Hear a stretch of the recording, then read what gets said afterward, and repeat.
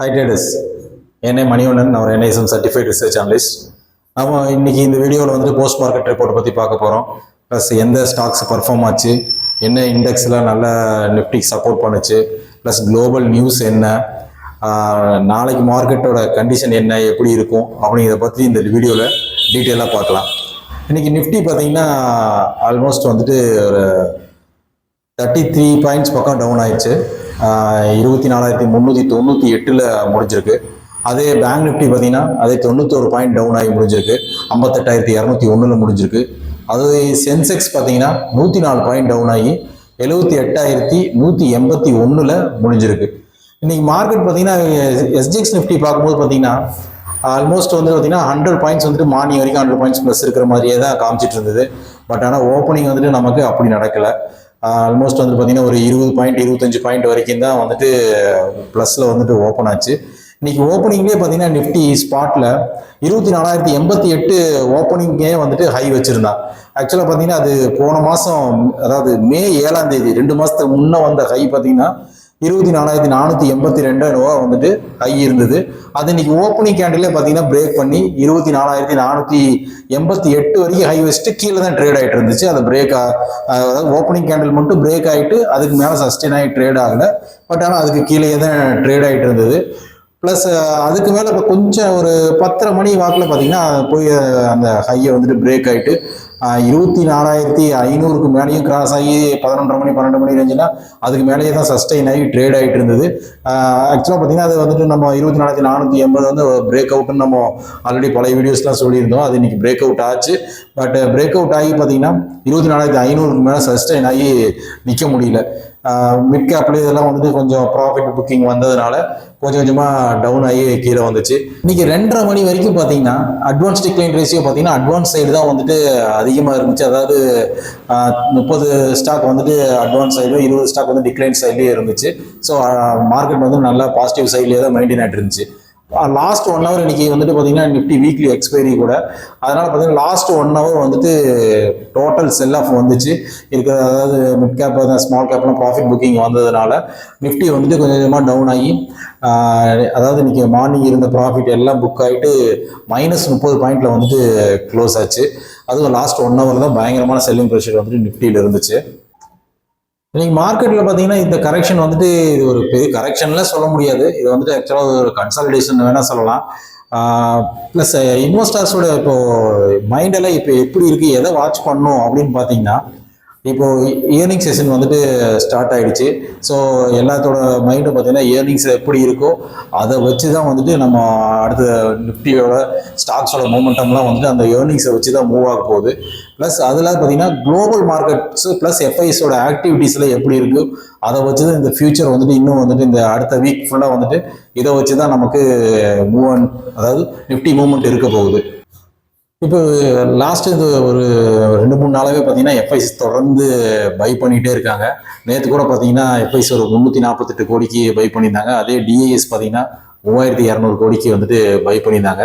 இப்போ நான் இந்த வீடியோ ஷூட் பண்ணுறப்ப இன்னைக்கோட டேட்டா என்னன்னு எனக்கு எக்ஸாக்டாக FIS பை பண்ணியிருக்காங்களா செல் பண்ணியிருக்காங்களா என்னால் எனக்கு தெரியல. நாளைக்கு நிஃப்டியோட சப்போர்ட் என்ன அப்படின்னு பார்த்தீங்கன்னா 24,300 ஒரு மேஜர் சப்போர்ட் இருக்குது. மேபி அதை பிரேக் பண்ணால் 24,220 அடுத்த சப்போர்ட் மேஜரான இன்ட்ராடேக்கு சப்போர்ட்டாக இருக்கும். அதே வந்து பார்த்தீங்கன்னா இன்னைக்கு நிஃப்டி ஹை வந்தது வந்துட்டு 25,220 சம்திங் வந்துச்சு. ஸோ அதுதான் வந்துட்டு ஒரு நாளைக்கு ஒரு ரெசிஸ்டன்ஸாக இருக்கும்.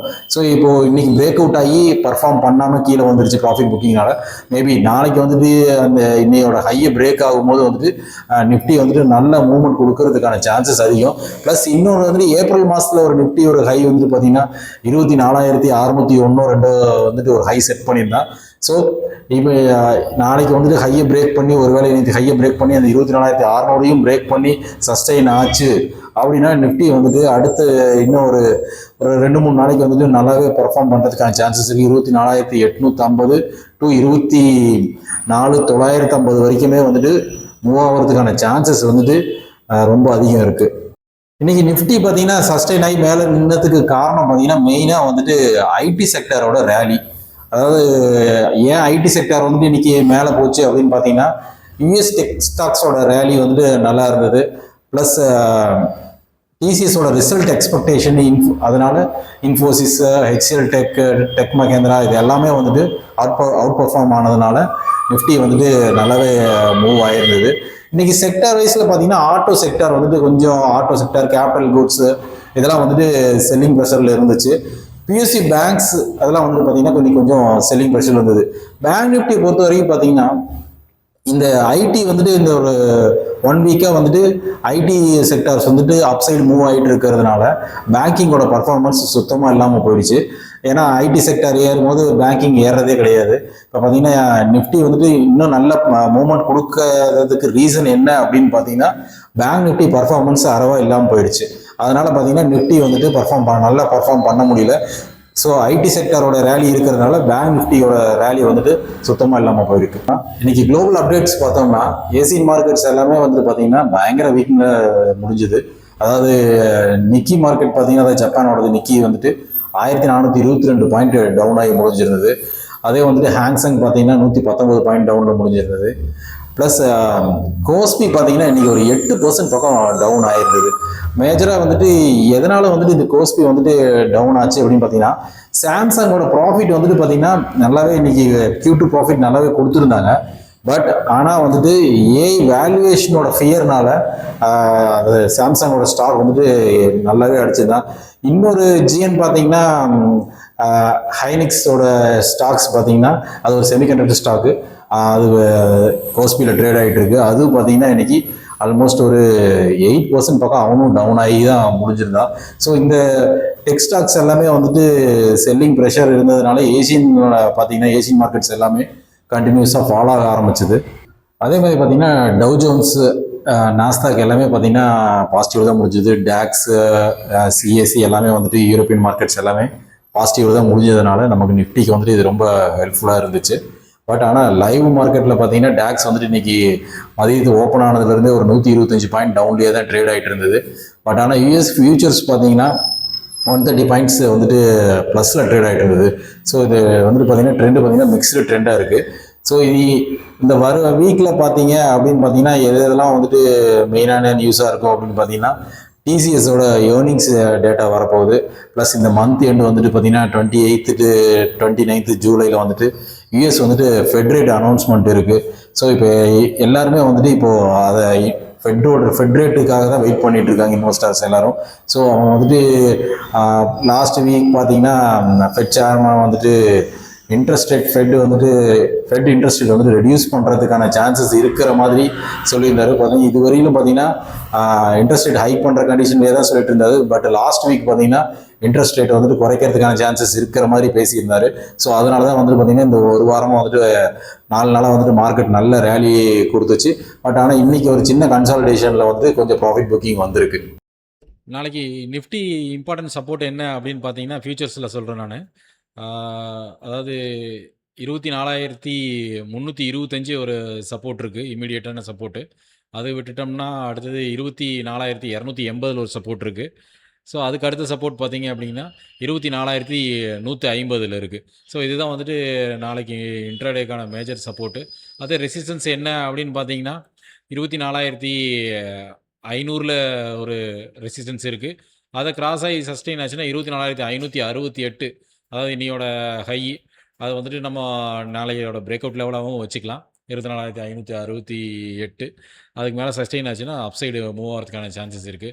அதே வந்துட்டு பேங்க் நிஃப்டிக்கு பார்த்தோம் அப்படின்னு பார்த்தீங்கன்னா 58,100 ஒரு சப்போர்ட் இருக்குது. நெக்ஸ்ட்டு அடுத்தபடியான சப்போர்ட் பார்த்தீங்க அப்படின்னா 57,860 ஒரு மேஜர் சப்போர்ட் இருக்குது. ரெசிஸ்டன்ஸ் என்ன அப்படின்னு பார்த்தீங்கன்னா 58,525 ஒரு ரெசிஸ்டன்ஸ் இருக்குது. ப்ளஸ் அதை கிராஸ் ஆச்சுன்னா 58,700 ஒரு ரெசிஸ்டன்ஸ் இருக்குது. ஸோ அந்த 58,700 தான் வந்துட்டு இப்போதைக்கு பேங்க் நிஃப்டி ஃபியூச்சர்ஸில் வந்துட்டு மேஜர் ரெசிஸ்டன்ஸாக இருக்குது. ஏன்னா ரீசெண்டாக வந்துட்டு அந்த இடத்துல வந்துட்டு தான் வந்துட்டு செல்லிங் ப்ரெஷர் கிரியேட் ஆகுது. ஸோ அந்த ரேஞ்ச் வந்துட்டு நமக்கு இங்கே கிராஸ் ஆச்சு அப்படின்னா நல்ல மூவ்மெண்ட் கொடுக்கறதுக்கான சான்சஸ் அதிகமாக இருக்குது. நாளைக்கு இன்ட்ராடே ஸ்டாக்ஸ் என்னென்ன அப்படிங்கிறத பார்க்கலாம். இன்ட்ராடே ஸ்டாக் பிக்ஸ் வந்துட்டு பிரேக் அவுட் ஸ்டாக்ஸ் என்ன இருக்குது அப்படிங்கிறத பார்க்கலாம். இப்போ பாருங்கள், இது வந்துட்டு மாருதியோட டே சார்ட் எடுத்திருக்கேன். இப்போ நமக்கு மாருதியில் பார்த்தீங்கன்னா இங்கே நமக்கு ஒரு ஹை செட் ஆகிருக்கு. ஆக்சுவலாக பார்த்தீங்கன்னா இதோட ஹை வந்துட்டு 14,570 அதுதான் ஹை. ஆக்சுவலா அதுதான் பிரேக் அவுட்டு. இன்னைக்கு பார்த்தீங்கன்னா, அது அந்த ஹை வந்துட்டு இன்னைக்கு பிரேக் ஆகி அதோட அங்கே இருக்கிற லிக்விடிட்டி எல்லாத்தையும் ஸ்வீப் பண்ணி எடுத்துட்டாங்க. ஸோ இன்னைக்கு ஹை பார்த்தீங்கன்னா 14,598 வரைக்கும் வச்சுருக்கான். ஸோ நாளைக்கு வந்துட்டு இது 14,605 ரூபா கிராஸ் ஆகும்போது நீங்கள் ஒரு பை என்ட்ரி எடுத்து பார்க்கலாம். பை என்ட்ரி எடுத்துட்டு ஒரு 1% அல்லது 2%, ஃபர்ஸ்ட் டார்கெட் 1% வச்சுக்கோங்க, செகண்ட் டார்கெட் 2% வச்சுட்டு 50-50 பர்சன்டேஜாக வந்துட்டு புக் பண்ணிக்கோங்க. ஸ்டாப் லாஸ் பார்த்தீங்கன்னா 0.5% வச்சுக்கோங்க. ஸோ இது வந்து நல்ல பிரேக் அவுட்டாக இருக்கும். ஆக்சுவலாக பார்த்தீங்கன்னா இது வந்துட்டு நமக்கு இது வந்துட்டு ஒரு 2 மந்த்ஸோட பிரேக் அவுட் லெவலு. ஸோ இன்றைக்கி வந்துட்டு பிரேக் பண்ணி அது இருக்கிற லிக்விடிட்டி எல்லாமே ஸ்வீப் ஆகிடுச்சு. ஸோ நாளைக்கு வந்துட்டு உங்களுக்கு ஆட்டோ செக்டார் வந்துட்டு பாசிட்டிவாக இருக்கிற கண்டிஷனில் இது வந்துட்டு நீங்கள் பை என்ட்ரி எடுத்தீங்கன்னா இது வந்துட்டு டார்கெட் போகிறதுக்கான சான்சஸ் அதிகம். ஸோ இன்னொரு ஸ்டாக் என்ன அப்படின்னு பார்த்தோம் அப்படின்னா பிஎன்பி ஹவுசிங்.